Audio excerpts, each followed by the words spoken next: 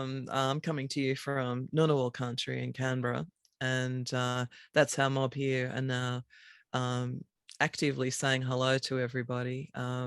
Even on our local TV news broadcasts, there's a Ngunnawal presenter who always speaks in Ngunnawal and greets everyone. So we, Felicity, Lesley, and Ruth, and myself, decided that we would develop a series that is going to run to the end of the year. But I just heard that we're going to run beyond the end of the year and maybe go on and on and on. This is a series that's coming to you from the Centre of Excellence for the Dynamics of Language, and also in a partnership with the Indigenous Alliance for Linguistic Research, a tiny fledgling group that Lesley and myself and Denise Smith-Ali, Rhonda Smith, and Vicky Cousins had some funding from Curdle to, I'm not sure if that's how we pronounce the acronym for the centre, but to begin a discussion to develop a group of a kind of industry group, if you like, a professional group for Aboriginal and Torres Strait Islander people who are linguists. And so we're delighted to be partnering up in this exercise, and also with the Research Unit for Indigenous Languages from Melbourne University. So we're planning to be talking in this series about decolonising linguistics, and as I was just saying, to have Lesley doing her first ever introduction in Yampa, a welcome to country that is a personal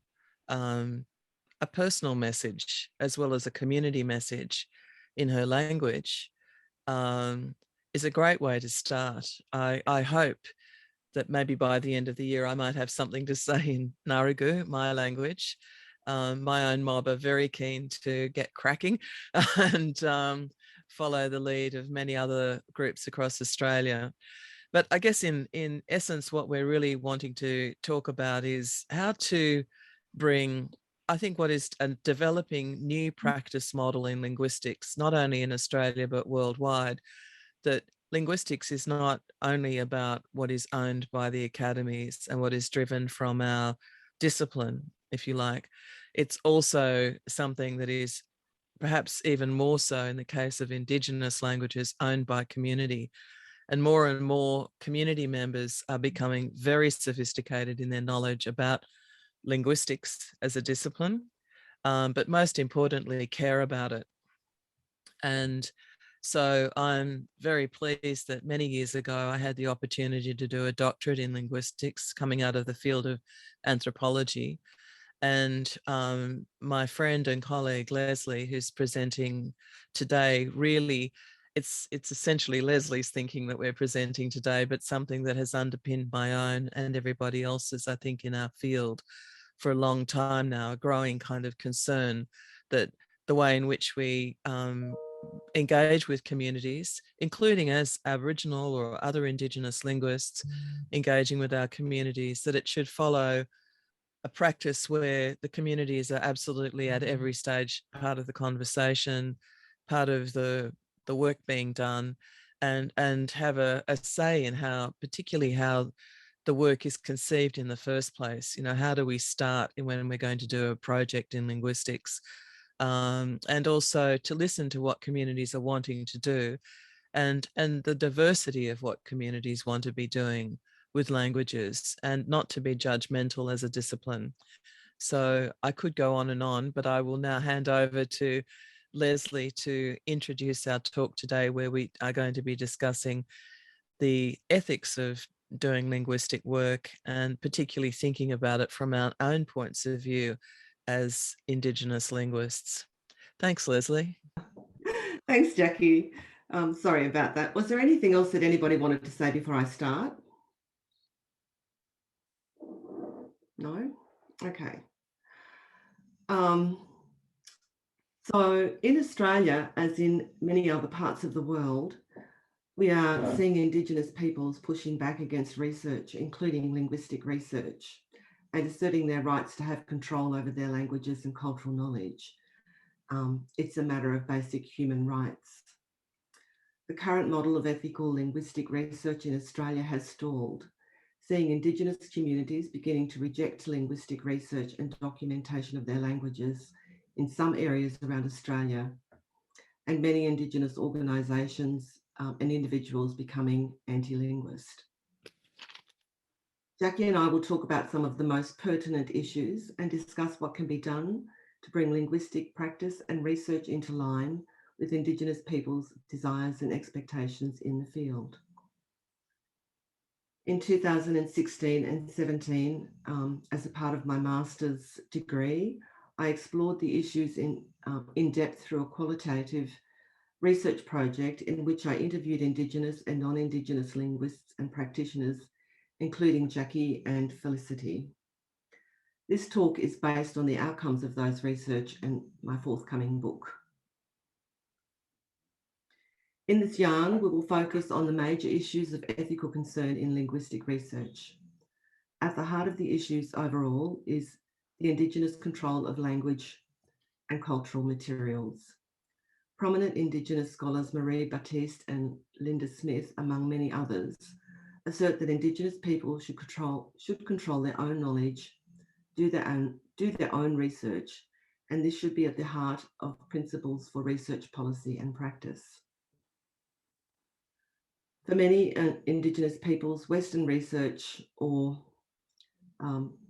Western research is seen as a tool of colonisation and as having limited application in assisting Indigenous people with the project of self-determination and development. Indigenous scholars and activists all over the world are beginning to articulate the need for Indigenous people to become more active in and aware of the impacts that research that is conducted within or concerns their communities and their knowledges. Aware of the impacts, of research that is conducted within or concerns their communities and their knowledges. They are now insisting that research supports and contributes to Indigenous people's struggles for self-determination as defined and controlled by their own communities. Australian Indigenous scholar Lester Rigney says that non-Indigenous people have long been at the helm of knowledge production, including extraction, storage and control about Indigenous peoples, and that this knowledge and the ownership of this knowledge has been the basis of many academic qualifications and careers. He says that it is no surprise that Indigenous people are apprehensive about research in general. Indigenous people are working through the issues of how to engage with non-Indigenous linguists and other researchers in ways that meet their needs and to ensure the protection of their cultural knowledges and be self-determining. They are developing new ethics protocols and about how research will take place within their communities, and these are beginning to be implemented by major research funding organisations all around the world. In the field of linguistics, many non-Indigenous linguists are slowly coming to terms with what this means for them and the ways that they will be expected to work with Indigenous peoples in the present and into the future. Over to you, Jackie. So I should have also said when I was introducing our series and today that this is meant to be also a discursive kind of exercise where, in a sense, we're workshopping this thinking and everybody's views are valued, and we encourage you to share. We're going to have a presentation of about 30 minutes that we've started, and after that we'll have time for quite a bit of time for discussion. So just to continue from where Lesley was talking about the importance of, having this kind of thinking around what is it that communities in particular want from linguistics. I'd like to say that, linguistics in Australia, we haven't really overtly addressed these issues, not adequately anyway. I was at a conference, an Australian Linguistic Society conference in the mid-80s when I was starting my doctoral program at ANU, and that was at the conference down in Adelaide. And there was this discussion about, it was quite interesting, like looking back to that time, a discussion about what would be the best way to, I guess, include Indigenous people in our work in linguistics. And it was quite odd being there as an Aboriginal person, listening to this conversation about how much, if you like, the subject could be brought into the actual work, the research. And it was then that I realized that it was a problem to be both subject and researcher. Insider research was still considered to be quite novel, and community-led research really kind of out there. We've come a long way since then, and I no longer feel like an insider or outsider to the same degree, but there's still that tension. There's, especially in Australia, where not a lot of people have formal qualifications in linguistics who are also Indigenous. So it has been seen as a kind of political and sensitive issue. It seems kind of ridiculous, doesn't it, that what, the natives might start doing linguistics. Well, we've started. And it's really great to have so many people on our side. I think most of the people in this group today, or if not everybody, would understand that it's really important to give us a voice in research that is so much about our voice. And if, as Lesley said, the industry doesn't start understanding that there should be this commitment for collaboration and research and bringing Indigenous people into the research won't be able to continue. There are already situations in Canada that I know of where communities have their own ethics committees, and it's starting in Australia as well, where it's not enough to get a national or a university ethics clearance to do research. You need to go and approach the community and get their own community clearance, and that people are going to stop people from doing research with them. So this issue of Indigenous peoples having control of language and cultural materials is particularly complex in the linguistic research context. And this is at the heart of the current ethical issues in linguistic research in Australia today. And this is partly because linguistics is somehow being treated as, I was thinking, reflecting on a conference I was at, Amazonica in Belém and Pará a few years back, where there were Indigenous Tupia Guarani people sitting listening to linguistic research being discussed, and some of the things that were used as examples of how various parts of the language worked were quite affecting. There was pieces out of stories about terrible things that had been done to people in order to demonstrate the use of a particular kind of action, and how it worked in the linguistic sense. And there were people really looking very uncomfortable, and because it was about terrible things done to these people, but it was the social, the human was taken out of it. It was just, here was this linguistic evidence. And I think our field has kind of come from this sort of mathematical understanding of, well, thinking about language in this sort of data-driven kind of human detached sort of way, as though you could take this data and put it under a microscope and take the human out of it. But we're saying, as Indigenous peoples, you cannot do that. You've got to actually always think about us. And that's very uncomfortable for some linguists. In doing historical linguistic work, using material from historical documents, I think people have a sense that they have a right to just go and mine the historical archive and reconstruct languages. Look, I did that with the language of the Sydney area, and my little book that has been republished through ATSIS, Aboriginal Studies Press, recently says that I did this work early on, hoping that it would, encourage people to get this language going again. And I wasn't sure of how much community knowledge. This is sort of a 1980s piece of work, really published in early 1990s. But there's I've even myself been involved in that sort of discussion of, you can take material from the historical record and turn it into something that's your own piece of research work. But now is the time when we're having to think to ourselves, what is going to be the impact of the research we're doing, and ask the people who are going to be impacted by it whether they even want this work done. So I think it's a whole new world for linguists and our field of linguistics in general, that I think generally the industry is probably not quite ready for, but I think that there are enough people now who understand that the agency of the people whose language is being studied is really the paramount concern, that we can start having this challenging discussion in linguistics. It shouldn't be challenging. Respecting people should never be a challenging thing to do.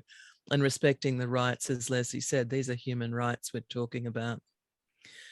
So, Indigenous people's concepts and responsibilities as custodians of their traditional knowledge, which is embedded in their languages, in our languages, is in direct conflict with the system of copyright and the practice of linguistic research conducted by non-Indigenous linguists, and more broadly research in any field that involves Indigenous people. So this is another problem. People are expected from the academies to publish.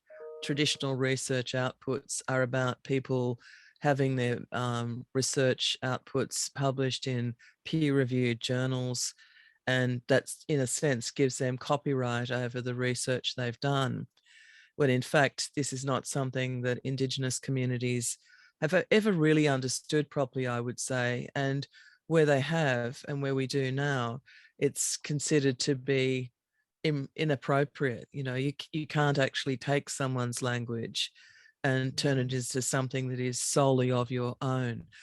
This is why these papers that are coming out increasingly, and I've had the great privilege of working with Australian Aboriginal Studies as the general editor for that journal, and then starting my own journal. Well, it's not mine, but I started a journal, Aboriginal, to give a voice to Indigenous scholarship that comes from the community. So in Australian Aboriginal Studies, I remember looking at some papers that were marvelous collaborations between researchers, linguists, and community, and the researcher wanting the community voice to be acknowledged as having authorship as well in these papers, and that from some peer reviewers was pushed back, that you can't have people who don't have qualifications publishing in a ranked journal. That now is, I think, behind us. Actually, I think people are starting to understand that the community voice in authorship is also something that is becoming more and more an industry standard. It's still not there yet as an industry standard, but I think we're working towards it. And Lesley and I both strongly encourage this as practice. So academic linguists are locked into this sort of system driven by the scientific research, search for new knowledge and publish or perish environment that many feel is out of their individual control.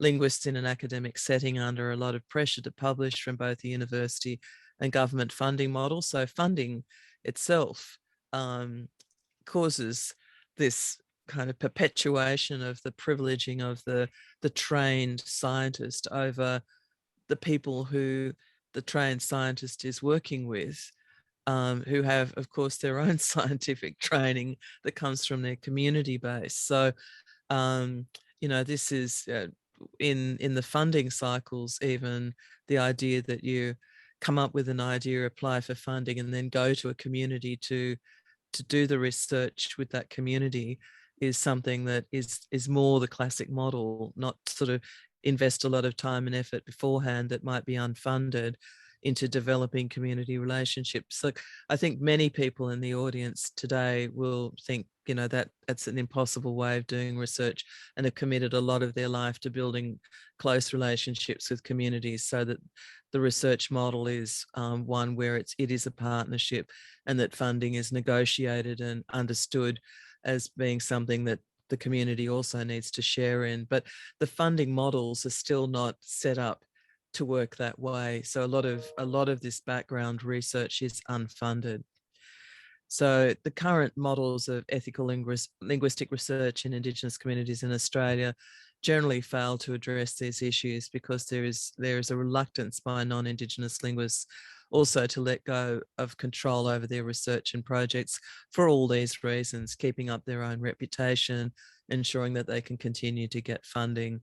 And this is because careers and work practices and, you know, their own futures are impacted by the choices they make. So people who choose to really support and work with community and do a lot of unfunded work in developing community relationships and maintaining these long relationships that mean that community gets something very important out of the work as well, something they want, is not necessarily rewarded within the academy. Okay, Lesley. Thanks, Jackie. And to, you know, when we talk about working with communities and, you know, having a more collaborative relationship, we think about, you know, working through language centres. And in the past several decades, we've seen the emergence of Indigenous language centres that typically have an all-Indigenous board of management and sometimes an Indigenous employment policy. And in Australia, there's around 40, maybe more, language centres now, or institutions that support language work. These usually have an all-Indigenous board of management, and they're vested with the responsibility and the authority to act on behalf of their respective communities in matters concerning their languages and culture. Some of these language centres, even though they do have an all Indigenous board of management, can sometimes be under the control of the non-Indigenous staff or linguists at each centre, and that can be, despite having an all-Indigenous board, and that can be a bit of a problem. But slowly, language centres are now kind of, you know, beginning to take an active role in managing linguistic research projects and defining the research agenda on behalf of their communities. Beginning to negotiate projects, research projects and other projects with universities and other organisations that aligns with the needs and the aspirations of their community. And this often involves negotiating agreements and contracts with non-Indigenous linguists and other researchers on behalf of the groups they represent.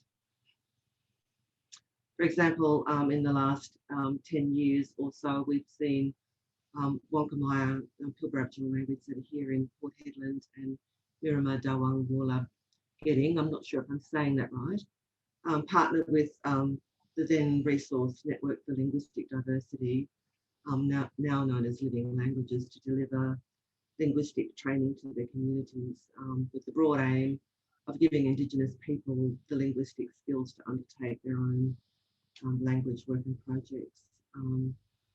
However, in some parts of Australia, we still have this ongoing concern that many Indigenous communities don't have a representative organisation, you know, and they remain vulnerable with, you know, no way to get information about, you know, current trends or, you know, what goes on in other places, perhaps in, you know, in or out in either direction.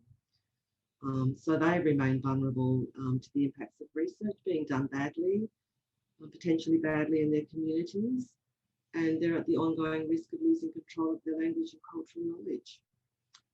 I think Jackie's going to discuss the use of agreements a bit more. In the absence of protection for Indigenous knowledge in national and international laws, Indigenous peoples and communities must now develop their own processes. And we both refer to the work of Baptiste on this as well. The role of representatives responsible for the holding of and passing down of knowledge and the inclusion of the Indigenous community voice is central to addressing and resolving the issues of control of research being conducted among or about Indigenous peoples. Now, I was talking to Lesley in preparing for this discussion about her own, what I think is a best practice model, marvelous best practice model, when she was doing work with her community out in Western New South Wales on her language, Nyampa. And I was running the New South Wales Aboriginal Languages Research and Resources Centre, funded through the Department of Aboriginal Affairs. And I was able to help support her research, her community's research, with some small funding. And the concern was that whatever came out of the project might somehow end up being owned by the New South Wales government, which is, another thing that universities try to do to some degree. You'll see that with PhDs and other research projects, there's always this sort of clauses about who owns what products of research, various products from research. So Lesley worked with Aboriginal barrister George Villaflor to develop an agreement between the New South Wales government and I think also maybe some Commonwealth funding, Lesley, I can't quite remember. It was certainly New South Wales government to supporting the Nyampa project, where New South Wales actually didn't hold any rights to the products of the research. It all remained within the community, and also gave Lesley some autonomy as a researcher, but a community-based researcher, so a Nyampa person herself.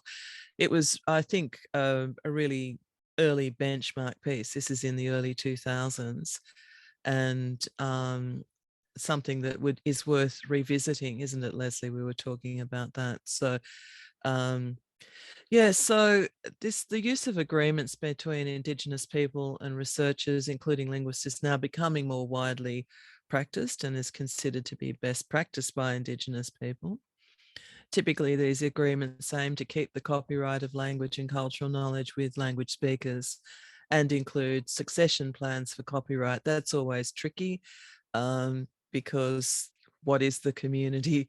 But again, it's up to the community itself to decide what is the community. And in Australia, that's an evolving process. I'm involved myself at the moment in seeing the Ngurrugu mobs coming together again, and there are multiple corporations and land councils, but one way or another, we're figuring it out. And I think that it's good to understand that community is by definition something that a group of people decide is their thing, and it's not really for anybody else to define it. And it might take a lot of time, and it might change just when you think that you've worked out what the community is. You would have all gone through the processes of trying to get ethics approval to do research with Indigenous communities. Maybe not everybody here, but a lot of people would. And the ethics process, wants us to define exactly who our group we're going to be researching with. But doing research with Indigenous peoples is, I was thinking yesterday again, as Lesley and I were talking, it's like a sort of swirling around each other process. Sometimes the swirls come together and everything becomes clear, but a lot of the time it is just this constant, negotiating, and it wouldn't be an Aboriginal project if that wasn't how it went. Aboriginal people are nothing if not discursive about what it is we think is right or not okay, and other people's ideas come in, within the community, and at some point somebody who's got some authority will make a decision.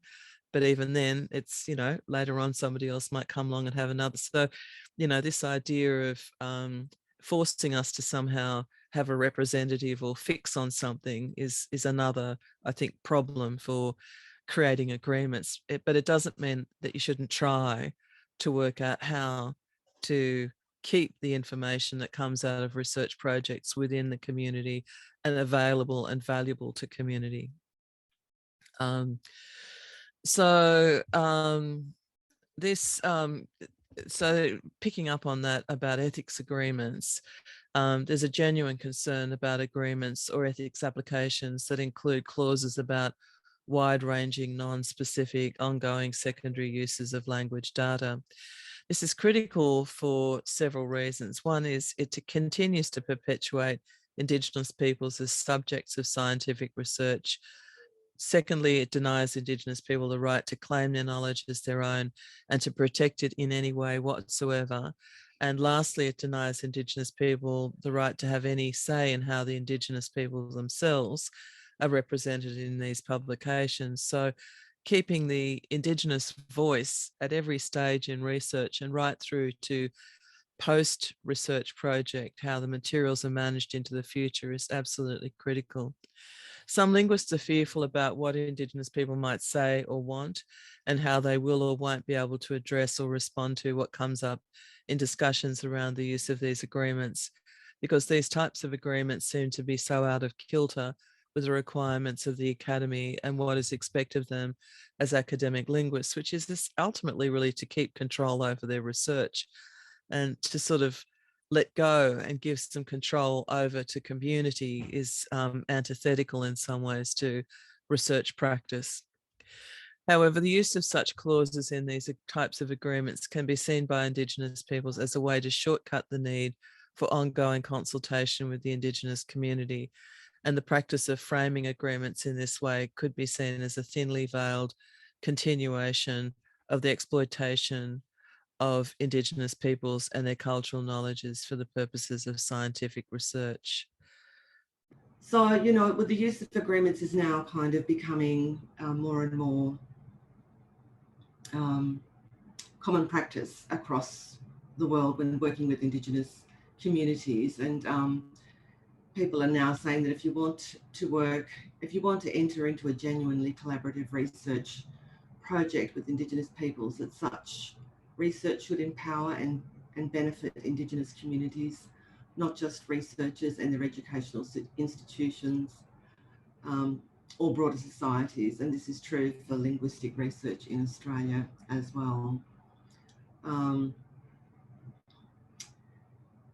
Indigenous people have taken the view that if non-Indigenous linguists want to be helpful in this space, then they will actively engage in this agenda in a way that gives Indigenous people agency in whatever shared linguistic research that takes place into the future. And we're talking about decolonising linguistics and making it more equitable.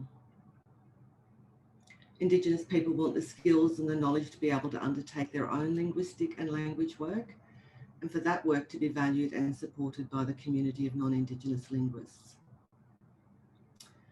In the light of the fact that intellectual property and copyright laws fail to protect Indigenous people's language and cultural knowledge,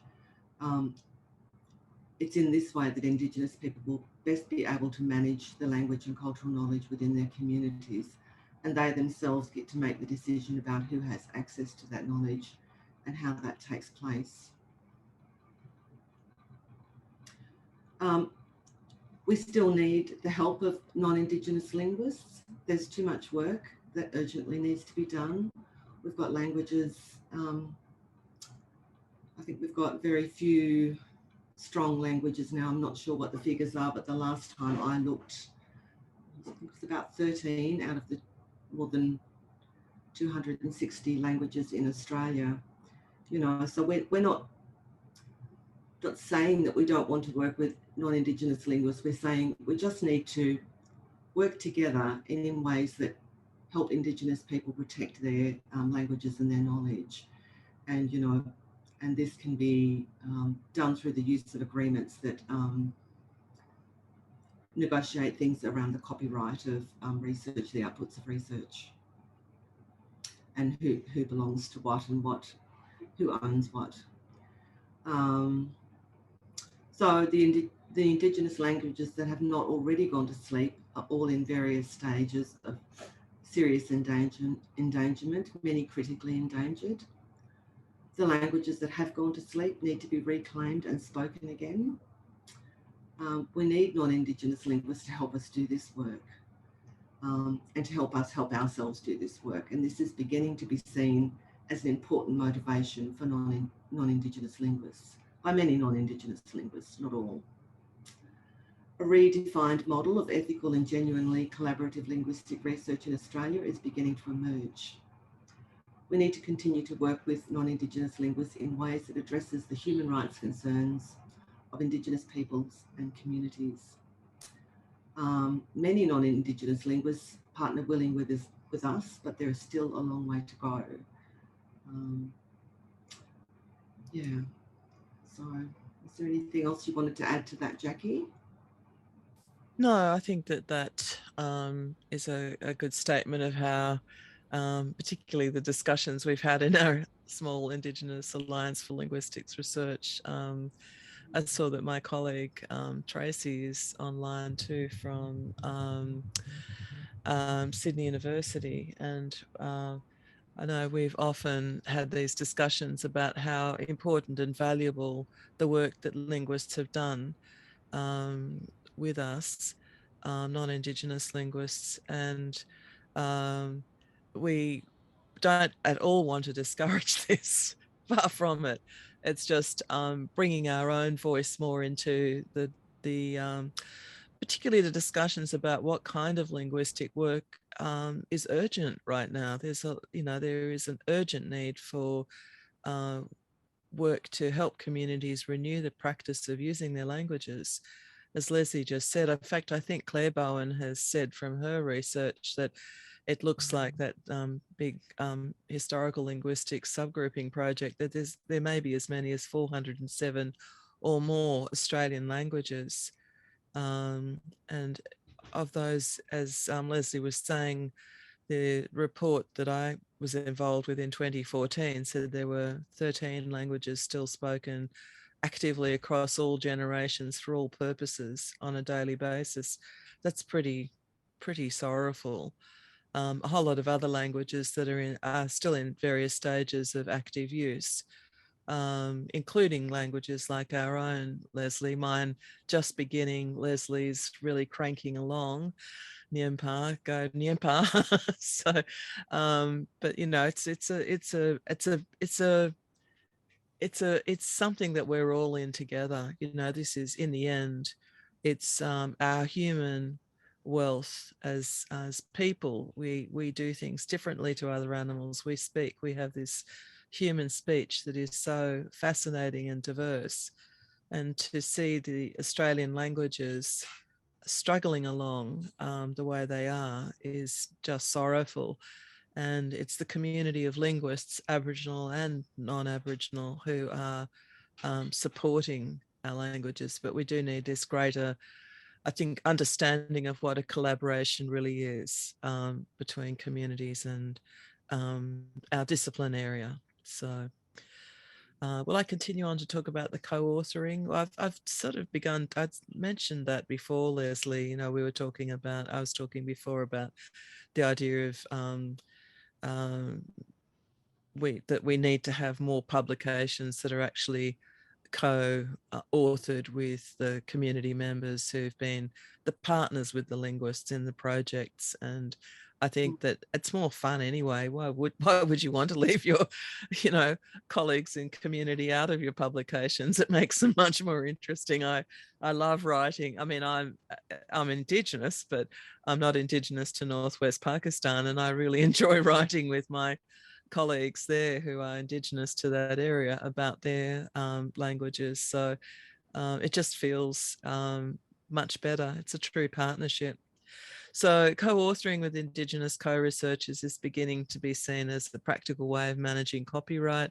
This is already an acceptable way to publish articles in academic journals and texts, but co-authoring with Indigenous co-researchers is not yet common practice in Australia. As previously discussed, academics are required to publish in an ongoing manner from their research in order to maintain their positions. So they're coming from a different kind of, we as academics come from a different kind of, I guess, imperative to publish, the publish or perish motto that we have. And also, most importantly, publish so that we can apply for ongoing research funding or continually apply for grants and try to keep jobs as well. So many Australian academics are now in these temporary positions, which is just awful and made worse in this current situation in the pandemic. As previously mentioned, academics are required to publish in an ongoing manner to keep this research funding going. However, publishing in academic journals can often mean that the authors themselves will lose copyright to the publisher. That's something that's of concern, particularly for community members who don't have an academic career as such, where they can keep their name prominent. In this context, co-authoring does not provide any protection to Indigenous people's language and cultural knowledge because it gets out there in the public domain and then other academics quote it, and it's sort of treated as a resource for the academic industry rather than something that's precious to the community and should be their rights to protect their information continued. So it sort of has the effect of twice removing from Indigenous people their language and cultural knowledge contained in these publications. So that's where, you know, as the documents become historical as well, you know, somebody, a missionary to an Indigenous group in Australia might have written something down in the early 1800s, and a researcher comes along in the 20th century, 21st century now, and writes from that material. Well, those communities are still there, but people often don't consult the living community about something that was documented historically. So there's all this complexity around once we publish and make something out, available more widely in this sort of academic world, that we actually are disseminating this knowledge that Indigenous communities hold so dear and understand themselves to have their own kind of copyright over.